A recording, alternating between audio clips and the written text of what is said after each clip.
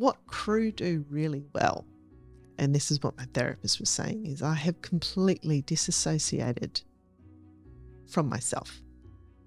Crew will work and work and work physically, not even acknowledge that their body is falling apart, because they can't, because I need to keep on going.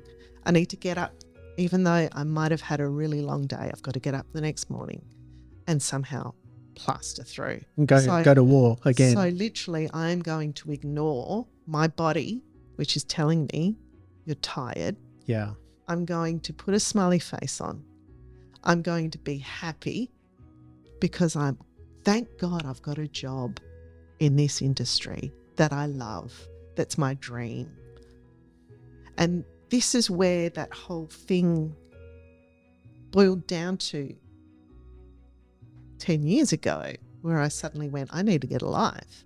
I had literally done, as much as I had done great work and found empathy and I'd done all that, I found myself had gone back into that cycle of suddenly going, I have worked myself to the bone. The reason that kept me going is because I kept on saying I'm doing something that I love to do. I understand that totally. Instead of actually going, it's great that you're doing what you love to do, but what is your body actually saying to you, Claire? And also what I found, and it took me ages, because, my career was based on, a lot of it was ego too. Ego in a way, not to other people, but ego for me to sort of go, no, Wayne, this is what I set out to do. If I leave now, and it wasn't until I got older, I looked back and thought, I never set out to be a director. I set out to be a storyteller.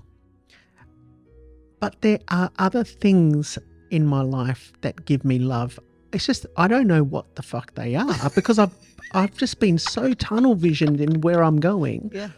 And I swear, I think I've pushed a lot of things aside that came into my life, especially in my 20s when I was in Sydney. Yeah.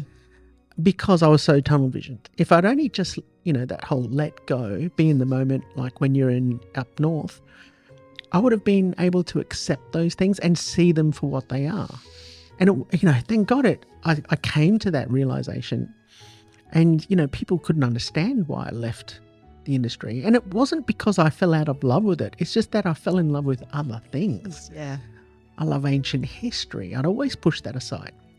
But loved ancient history, wanted to travel more, even though I'd traveled a lot and it was with work and things like that, but never just pleasure of, but like you said, where am I in this equation? Yeah. I just want to be Wayne appreciating ancient Egypt. I want to be able to sit here in a podcast and not judge myself of, I need to be the next Joe Rogan. I need to make this much money.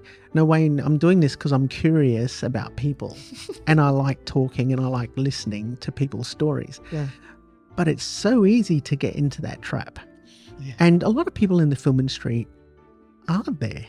Yeah. They, I know how hard it is. You're constantly trying to prove yourself. Oh. You're constantly trying to raise money. You're constantly pitching ideas, pitching yourself. It is a Sisyphean, the Sisyphean who pushed the boulder uphill every day. Yeah. I mean, it can become a hard slog. And sometimes I'm not surprised that you get burnt out.